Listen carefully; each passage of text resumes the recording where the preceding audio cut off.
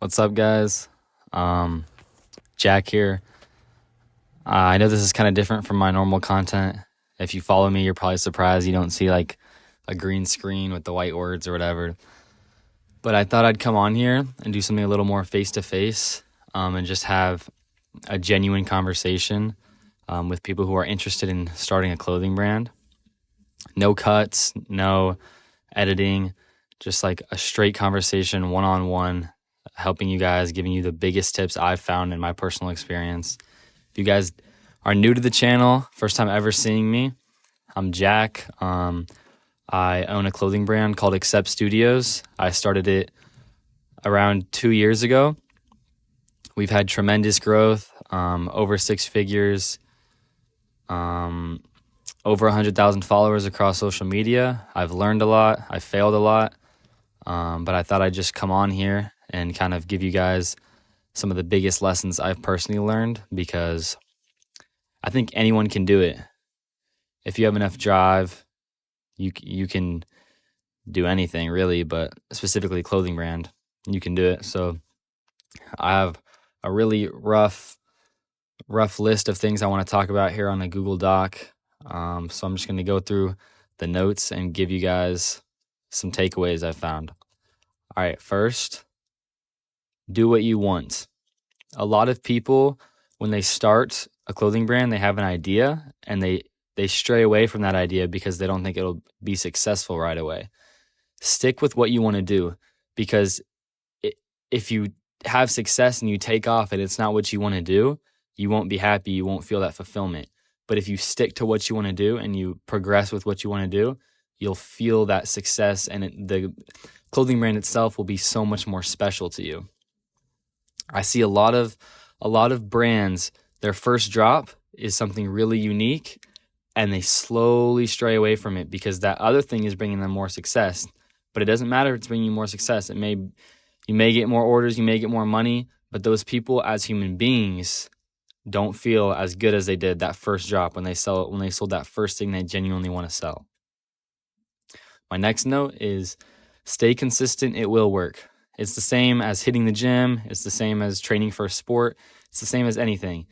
If you stay consistent, consistently dropping, consistently doing what you're supposed to, posting, marketing, SMS, email, all that stuff, you'll find success. A lot of people have that first drop. They spend a few $1,000s on a drop. They don't find success and they give up. And it happens to a lot of people because failure is inevitable when having a business. But I see a lot of younger people, me and myself included, the clothing brand business is a lot more admirable to young people. A lot of young people want to do it and they think it's hard. And so once they find that first failure, they really give up. I have like three of my closest friends have started clothing brands and they gave up within like the first 3 months. You're not going to get lucky if you're not being consistent, and you also don't get lucky in general, which is another note I have. You don't get lucky. Some things may work and some things don't. Take note.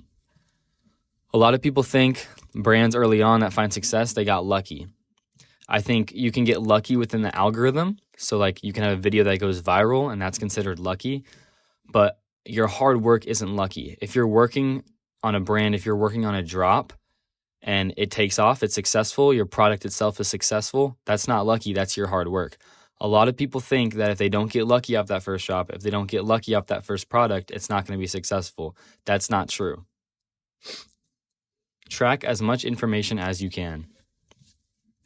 This is similar to the thing I mentioned. A lot of young people want to start the business, want to start the brand. It's fun to create clothes. It's fun to get those sales. It's fun to do all the creative work. It is a business at the end of the day. You need to keep statistics. You need to keep track of what you're selling, how much the bulk order is costing you versus how much you're making, how much you're spending on marketing versus how much you're getting back, what your taxes are going to look like, all that stuff. It is a business at the end of the day. So you can't get distracted with the creative side too much. You do have a business to run. Collaborate with as many heads as you can. What I mean by this is talk to as many people as you possibly can about your clothing brand. You should be talking with people to the point where they're tired of hearing about it. they don't care that you have a brand anymore. Ask them questions. Ask them what they think about your product. Ask them what they think about the video that you posted. Ask them everything, because that's input that you can take and use to your advantage. DM influencers, DM brands that you're a fan of. Ask your mom, ask your dad, ask your sister, ask as many people as you can, because input is the most valuable thing you can have as a brand owner. Last thing, just do it. If you're seeing this video, this is your sign. Start that clothing brand. I know you have the idea in your head. I know you think that, maybe it won't be successful. Maybe it will. It doesn't matter. Just do it. Commit yourself to the brand, and I promise you it'll work out. That's all I got for you guys. I hope you enjoy this style of content. I don't got much else to say. The next part of the how to genuinely start a clothing brand, I'm working on it right now. I just wanted to come on here and let me know what you think about the face-to-face. If you like it, if you don't, I appreciate you guys, and see you in the next one.